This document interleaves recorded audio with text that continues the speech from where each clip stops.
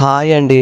నా పేరు కావ్య. మీరు జీవితంలో చాలా మంది కథలు వింటూ ఉంటారు, కానీ నా లైఫ్ లో జరిగింది మాత్రం మీరెప్పుడు విననిది అండ్ ఎప్పుడు చూడనిది. నాకు జరిగింది బహుశా ఇంకెవరికి జరగదేమో. నేను డిగ్రీ ఫైనల్ ఇయర్ చదువుతున్నాను. చిన్నప్పుడే మా నాన్న చనిపోయాడు. తర్వాత మా అమ్మ కష్టపడి నన్ను చదివించేది. నాకు ఎక్కువగా బాధ అనిపించేది ఏంటంటే అందరూ నా పర్సనాలిటీని చూసి నవ్వేవాళ్ళు, ఎవరు నాతో స్నేహం చేసేవాళ్ళు కాదు. ఒకవేళ తెలియకుండా నేనేదైనా తప్పు చేస్తే చివరికి మా అమ్మ కూడా నా పర్సనాలిటీ మీద అప్పుడప్పుడు కామెంట్ చేస్తుంది. ఇలా ఈ ప్రపంచంలో నేను ఎవరికీ ఇష్టం లేను, దేవుడు నాకే ఎందుకు ఇలాంటి లైఫ్ ఇచ్చాడు అని బాధపడుతున్న టైంలో నా లైఫ్ లోకి ఒక అబ్బాయి వచ్చాడు.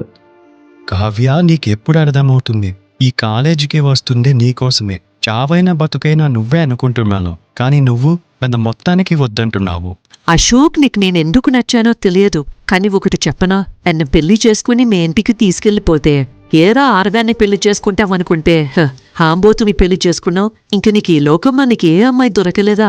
ఈ ఏనుగుని తీసుకొచ్చి ఇంట్లో పెట్టుకున్నావు. ఆయన చుట్టుపక్కల ఉన్న వాళ్ళని ఎప్పుడు కామెడీ చేస్తూనే ఉంటారు. అది చూసి నేను బాధపడతాను, నన్ను చూసి నువ్వు బాధపడదు. ఇలా నీ లైఫ్లో హ్యాపీనెస్ లేకుండా పోతుంది. అవసరమా? నువ్వు చాలా అందంగా ఉంటావు. నాకంటే చాలా అందమైన అమ్మాయి, మంచి మనసున్న అమ్మాయి వస్తుంది. నా లైఫ్లో ఎవరూ లేరు కావ్య.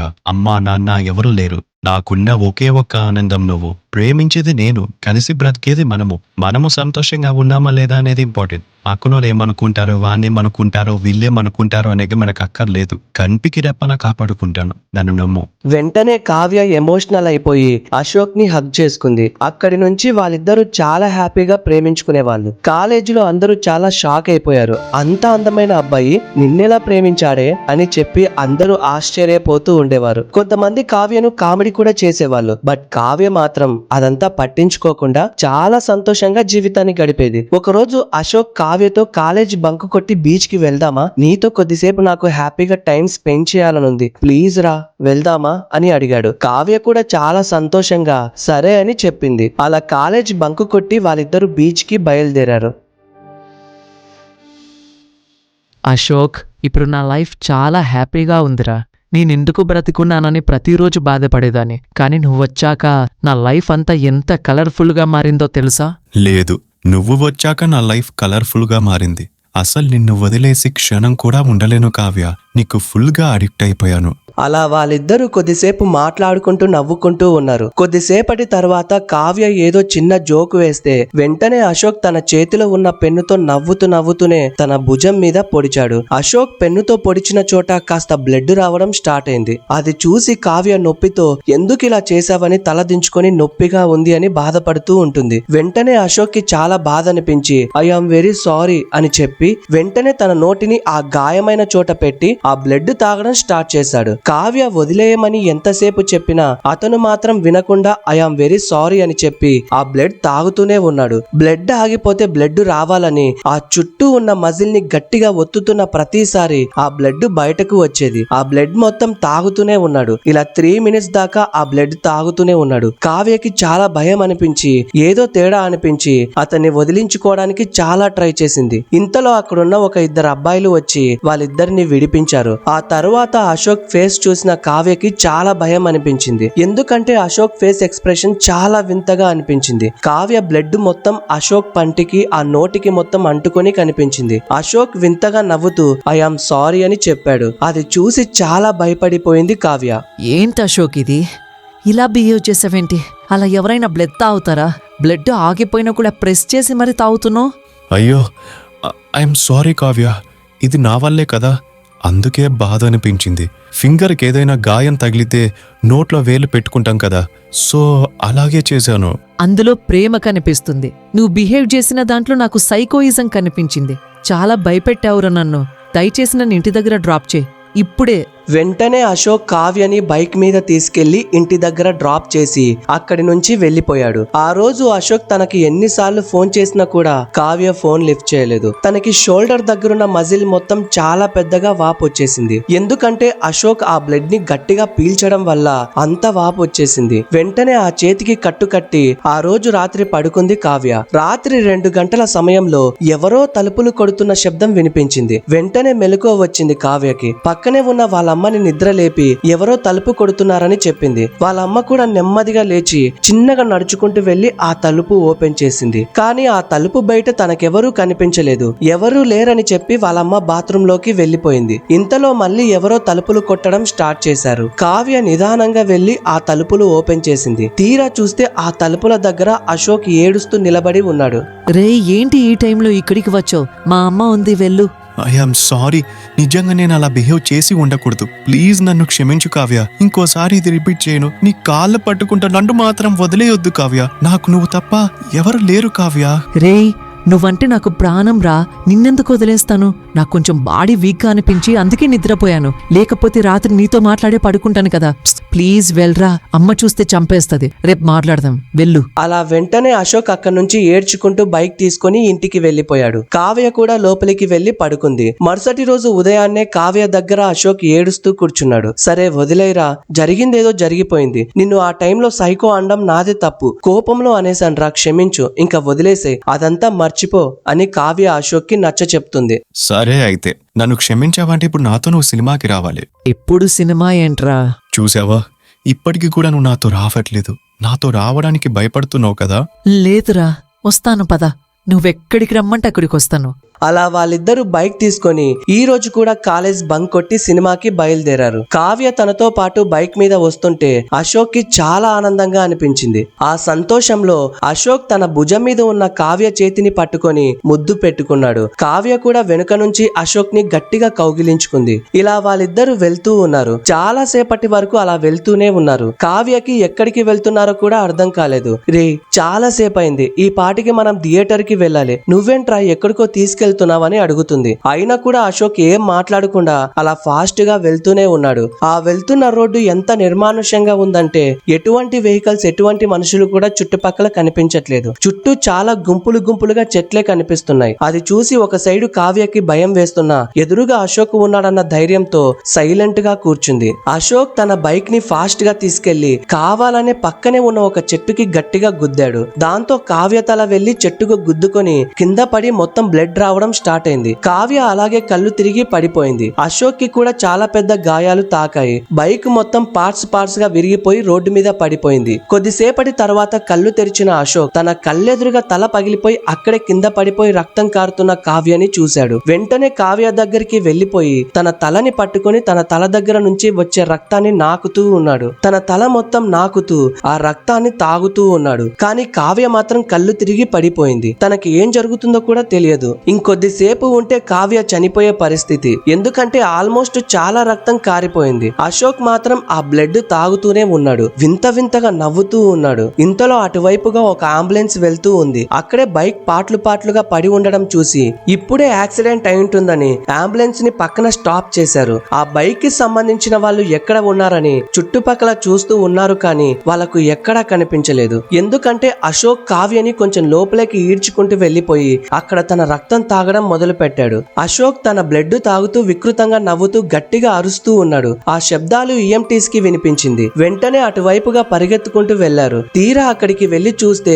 అశోక్ కావ్య రక్తం తాగుతూ కనిపించాడు. వెంటనే అదంతా రికార్డ్ చేశారు వాళ్ళంతా. రే ఎవర్రా నువ్వు అని వాళ్ళు గట్టిగా అరిచేసరికి ఆ భయంతో అశోక్ చెట్లు ఉన్న వైపుకి పరిగెత్తుకుంటూ వెళ్లిపోయాడు. వెంటనే ఆ చుట్టుపక్కల ఉన్న వాళ్ళు ఆ అశోక్ తీరును చూసి చాలా భయపడిపోతారు. తర్వాత కావ్యాన్ని తీసుకొని అంబులెన్స్ లో వేసుకొని హాస్పిటల్ కి తీసుకెళ్లారు. డాక్టర్ తనకి ట్రీట్మెంట్ ఇచ్చిన ఆ రోజంతా కావ్య కళ్ళు తెరవలేదు. మరుసటి రోజు కావ్య కళ్ళు తెరిచిన తర్వాత తన పేరెంట్స్ కి కాల్ చేయమని డాక్టర్స్ చెప్పారు. కానీ కావ్య మాత్రం ఇంత దూరం మా అమ్మ రాదు సార్, అయినా నా పక్కన ఉన్న అశోక్ ఎక్కడున్నారు సార్ అని అడిగితే నీ పక్కన ఎవరూ లేరమ్మా, నువ్వు ఒక్కదానివే మాకు కనిపించావు అని డాక్టర్ చెప్పాడు. వెంటనే కావ్య ఆ డాక్టర్ మొబైల్ తీసుకొని టెన్షన్ గా అశోక్ కి కాల్ చేసింది. అశోక్ ఫోన్ లిఫ్ట్ చేశాడు. అశోక్ నువ్వెక్కడ ఉన్నావు అని అడిగితే తను ఇంటి దగ్గర ఉన్నాడని చెప్పాడు. అదేంటి, నాకు ఇక్కడ యాక్సిడెంట్ అయితే నువ్వు అక్కడ ఎలా ఉన్నావు అని అడిగితే లేదు నీకోసమే వెతుకుతున్నాను, ఏ హాస్పిటల్ దగ్గర ఉన్నావో చెప్పు, ఇప్పుడే వస్తానని చెప్పాడు.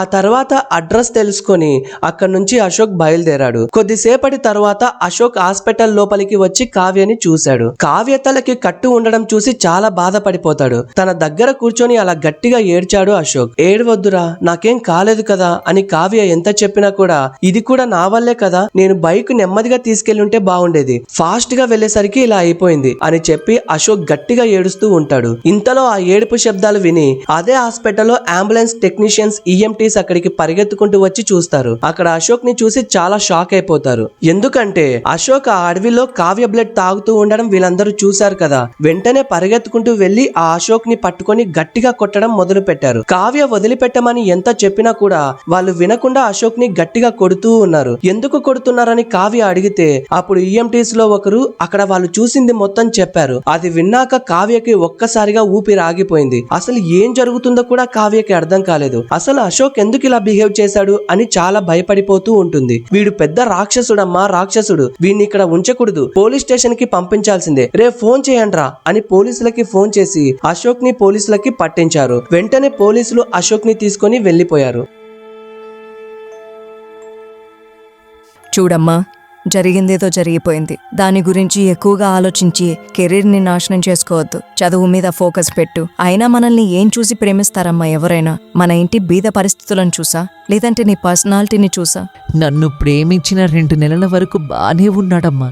సడన్గా ఏమైందో ఏంటో. ఆ హాస్పిటల్లో డాక్టర్ అశోక్ నా తల నుంచి వచ్చే బ్లడ్ను తాగుతున్న వీడియో నాకు తీసి చూపించారు. అది చూసిన తర్వాత వారసలు మనిషైనా లేకపోతే దయ్యమా లేకపోతే సైకోనా నాకే అర్థం కాలేదు. చాలా భయం వేస్తుందమ్మా. భయపడకమ్మా, అమ్మని నేనున్నానుగా, ఇంకా నీకేం కానివ్వను. నువ్వు పడుకో, ఏమీ ఆలోచించొద్దు. ఇలా భయపడుతూ బాధపడుతూ ఉంటే నేను చూడలేనమ్మా, పడుకో.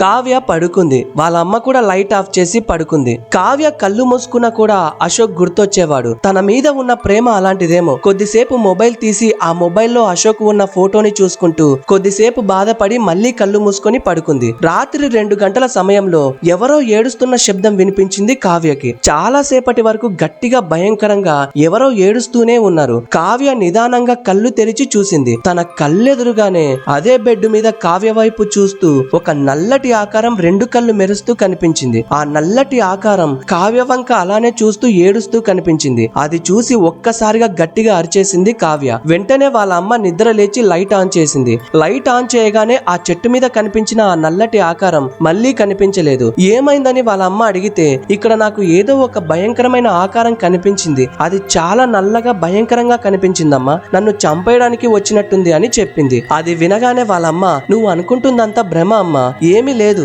ఇదిగో ఈ టెడ్డీ బేర్ ని పక్కలో పెట్టుకుని పడుకోవద్దని నీకు చాలా సార్లు చెప్పాను, దాన్ని ఎప్పుడు పక్కలో పెట్టుకుని పడుకుంటావు, రాత్రి నీకు దయ్యం మాదిరి ఆ టెడ్డీ బేరే కనిపించింది, అంతే, నువ్వు భయపడేంత ఇక్కడ దయ్యాలు ఏమీ ఉండవు, వెళ్ళి పడుకో అమ్మా అని చెప్పి వాళ్ళమ్మ తనని పడుకోబెట్టింది. కావ్య కూడా భయపడుతూనే పడుకుంది. కానీ ఎంత పడుకుందామని ట్రై చేసినా కూడా ఆ నల్లటి ఆకారం తనకి కళ్ళు మూసుకున్న ప్రతిసారి కనిపిస్తూనే ఉంది. బాడీ మొత్తం షివరింగ్ అయిపోతూ ఊపిరి కూడా ఆడలేని పరిస్థితి, ఒళ్ళంతా చెమటలు పట్టేశాయి. అలాగే ఆంజనేయ స్వామి దండకం చదువుకుంటూ పడుకుంది. మరుసటి రోజు మార్నింగ్ పోలీసులు కావ్యకి ఫోన్ చేశారు. వెంటనే కావ్య నిద్ర లేచి ఆ ఫోన్ తీసుకొని లిఫ్ట్ చేసింది.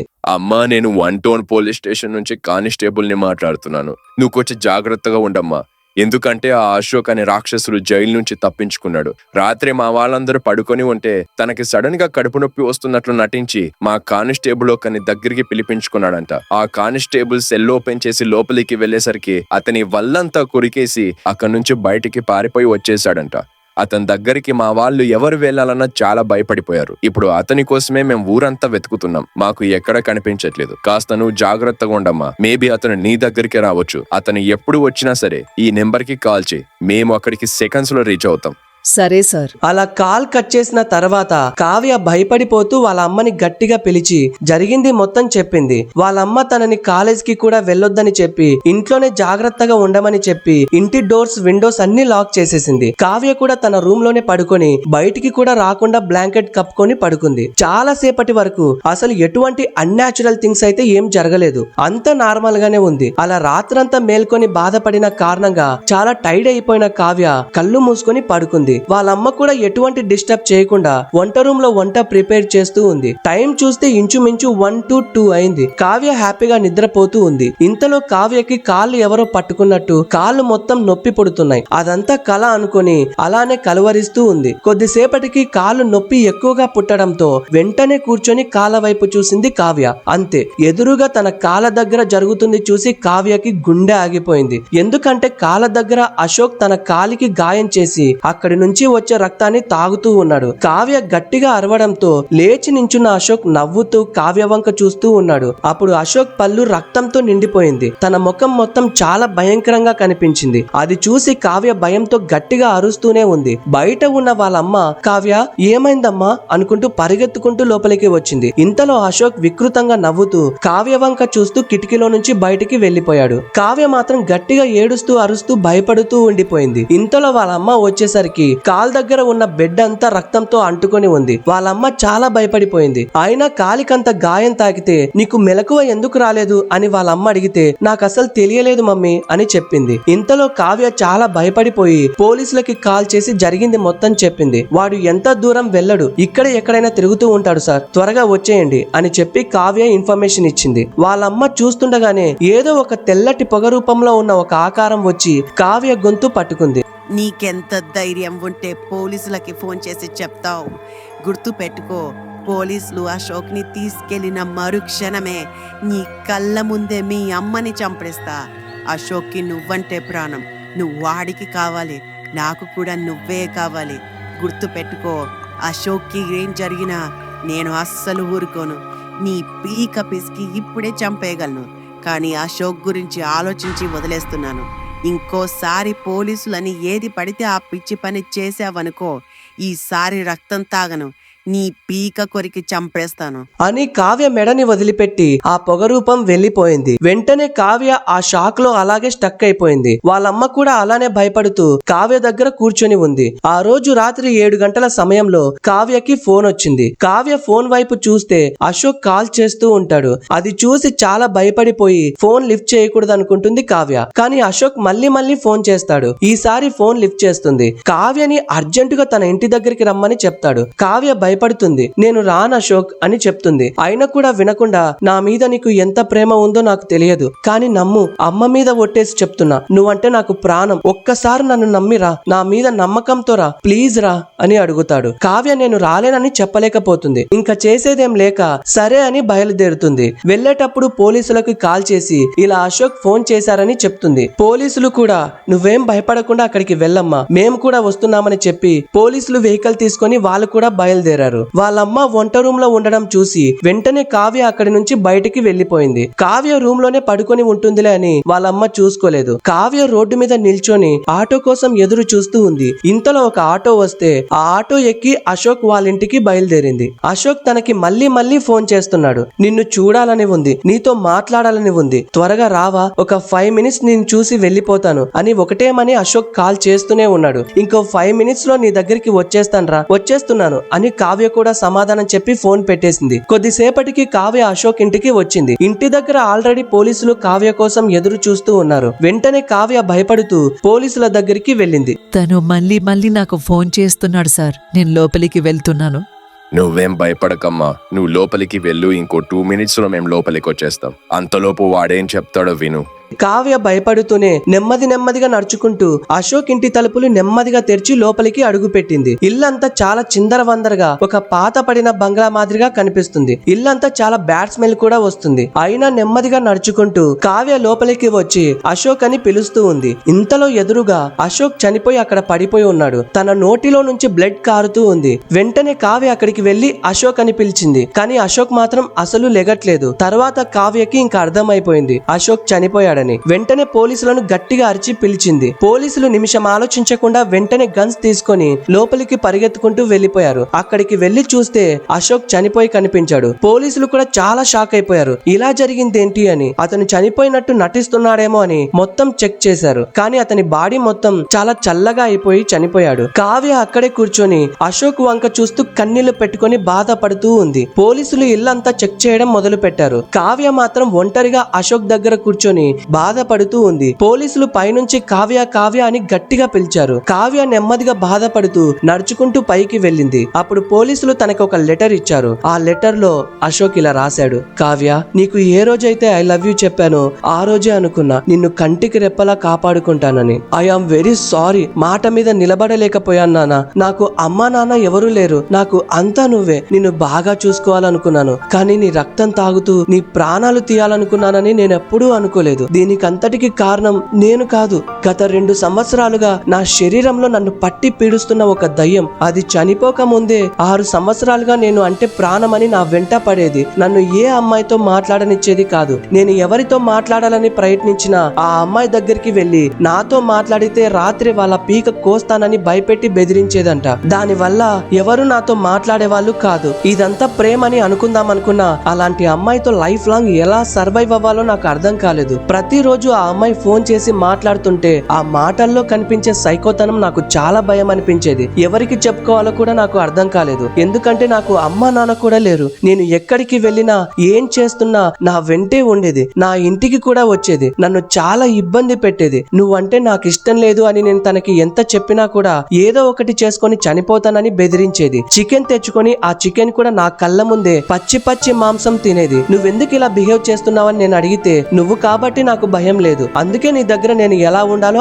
అలానే ఉంటాను అని తను చెప్పేది. ఆ మాటలు వింటూ తన బిహేవియర్ చూస్తుంటే ప్రతిరోజు చిత్రహింసలు అనుభవించేవాడిని. ఆ అమ్మాయికి మెంటల్ కండిషన్ సరిగ్గా లేదనిపించింది. ఒక రోజు ధైర్యం చేసి ఆ అమ్మాయి వాళ్ళ పేరెంట్స్ కి జరిగింది మొత్తం చెప్పేశాను. ఇంత నరకం అనుభవిస్తూ నువ్వు ఎందుకు సైలెంట్ గా ఉండాలి బాబు అని వాళ్ళ పేరెంట్స్ నాకు చెప్పి ఇంకా ఆ అమ్మాయిని బయటికి కూడా రానివ్వము. ఆ అమ్మాయి కాళ్ళు విరగొట్టైనా సరే లోపల కూర్చోబెడతాను, నువ్వు మాత్రం భయపడకు, ఆ అమ్మాయి నీ జోలికి రాదు అని చెప్పారు. ఆ తర్వాత 1 మంత్ వరకు ఆ అమ్మాయి నాకు కనిపించలేదు. 1 మంత్ తర్వాత ఆ అమ్మాయి నా రూమ్ కి వచ్చింది. నీకెంత ధైర్యం ఉంటే నా పేరెంట్స్ కి చెప్తావురా నువ్వు అని చెప్పి నన్ను చంపాలని చూసింది. నేను వెంటనే అక్కడి నుంచి తప్పించుకొని నా ఫ్రెండ్స్ వాళ్ళ ఇంటికి వెళ్లిపోయాను. మరుసటి రోజు ఆ అమ్మాయి మెంటల్ కండిషన్ వల్ల యాక్సిడెంట్ లో చనిపోయిందంట. ఆ కార్ డ్రైవర్ ని వెళ్లి అడిగితే ఆ అమ్మాయి ఫుల్ డ్రింక్ చేసి నా కార్ కి అడ్డు వచ్చి కావాలని చచ్చిపోయిందని చెప్పాడు. తన పేరెంట్స్ కూడా ఆ అమ్మాయి చావుకి పెద్ద ఫీలింగ్ కాలేదు. తను చనిపోవడం మంచిదేనని, లేకపోతే ఎంతో మంది ప్రాణాలు తీస్తుందని, ఆ పేరెంట్స్ ని కూడా చంపాలని చూసిందని వెంటనే వాళ్ళు పోలీసులకి కంప్లైంట్ ఇస్తే అక్కడి నుంచి ఆ అమ్మాయి తప్పించుకొని నా ఇంటికి వచ్చిందని వాళ్ళు క్లియర్ గా నాకు చెప్పారు. ఆ తర్వాత ఆ అమ్మాయి చనిపోయినా కూడా నన్ను వదలలేదు. నా వెంటే ఉండేది. నాకు రాత్రిపూట కనిపించేది. చిన్న చిన్నగా నా బాడీలోకి వచ్చేసి చాలా మంది చిన్నపిల్లల్ని ఎత్తుకొని వాళ్ళ మెడని కొరికేసి చేతులు కొరికేసి గాయం చేసి వాళ్ళ రక్తం తాగేదంట. దాని వల్ల ఎవరు నా దగ్గరికి వచ్చేవాళ్ళు కాదు. నన్ను ఒక పెద్ద సైకోలా చూసేవాళ్ళు. చాలా బాధపడేవాణ్ణి. చదువుకు దూరం అయ్యాను, ఆనందానికి దూరం అయ్యాను, ప్రేమకి దూరం అయిపోయాను, అన్నిటికీ దూరం అయిపోయి 4 గోడల మధ్య నరకం చూసేవాణ్ణి. కానీ ఒక రోజు నిన్ను చూసిన తర్వాత అవన్నీ మర్చిపోయి నీతో హ్యాపీగా ఉండాలనుకున్నాను. కానీ అది మాత్రం నేను ఎవరితో మాట్లాడినా వాళ్ళని టార్చర్ చేసి చంపేస్తుంది. అందుకే నిన్ను కూడా వదలకుండా అంతలా ఇబ్బంది పెట్టింది. కానీ నీకు జరుగుతున్న ఏది కూడా నాకు నిజంగా గుర్తులేదురా. నాకు తెలియకుండానే జరిగిపోయాయి నాన్న. ఈ రోజు రాత్రి నేను ఇంటికి పిలిచి జరిగింది మొత్తం నీకు చెప్పి మనిద్దరం హ్యాపీగా ఉందాం అనుకున్నాను. కానీ ఆ రాక్షసి నువ్వు ఇంటికి వస్తే నా ఒంటిలోకి దూరి నీ రక్తము మొత్తం తాగేసి నిన్ను చంపేస్తానని చెప్పింది. నిన్ను ప్రేమించింది నిన్ను కంటికి రెప్పలా కాపాడుకోవటానికి. నా వల్ల నీకు ఎటువంటి ఇబ్బంది రాకూడదు. నువ్వు చాలా మంచి అమ్మాయివి. ఇప్పుడు ఆ దయ్యం నా పక్కనే ఉంది. అది ఏ సెకండ్ అయినా నా ఒంట్లోకి దూరొచ్చు. మళ్ళీ నువ్వు వచ్చాక నిన్ను ఏమైనా చేయొచ్చు. అందుకే నాకు టైం లేదు. ఇంకా నేను చనిపోతున్నాను. నువ్వు మాత్రం జాగ్రత్త నాన్న. నువ్వు పెళ్లి చేసుకుని హ్యాపీగా ఉండాలి, సరేనా? ఐఎమ్ వెరీ సారీ రా. ప్రతి సెకండ్ నేను చాలా టార్చర్ చేశాను. నిజంగా నా ప్రేమ వల్ల నేను సైకో అయిపోయాను. ఐఎమ్ వెరీ సారీ నాన్న. నేను చనిపోయి ఆ దయ్యాన్ని నీ దగ్గరికి రాకుండా చూసుకుంటా. నీ వెంటే ఉంటాను. నిన్ను కాపాడుకుంటూ ఉంటాను. జాగ్రత్త నాన్న. అది చదవగానే దిక్కులు అదిరేలా, గుండెలు పగిలేలా గట్టిగా ఏడ్చింది. ఫైనల్ గా కావ్య అశోక్ చనిపోయిన 2 సంవత్సరాల తరువాత తన గ్రాడ్యుయేషన్ కంప్లీట్ చేసుకుని ఒక మంచి అబ్బాయిని పెళ్లి చేసుకుంది. నాకు దేవుడు ఎవరంటే అశోక్ అనే చెప్తాను. నేను ఏ పని చేయాలన్నా నా అశోక్ని తలుచుకొని పని చేస్తే ఆ పని జరిగిపోతుంది. నాకు ఏ ప్రాబ్లం రాకుండా నా వెంటే ఉంటూ నన్ను కాపాడుతూ ఉన్నాడు. ఇప్పటి వరకు నాకు ఎటువంటి ప్రాబ్లం రాలేదు. నాకేం జరిగినా అశోక్ ఉన్నాడు, వాడే చూసుకుంటాడు. నా కంటికి కనిపించకపోయినా వాడు నా పక్కనే ఉన్నాడని నా ఫీలింగ్. ఇలాంటి అబ్బాయి ఎంతమంది అమ్మాయిలకు దొరుకుతారు? ఏం జరిగినా ఐఎమ్ సో లక్కీ. వాడు చనిపోయి వాడి ప్రేమను కాపాడుకుంటున్నాడు. I love you Ashok.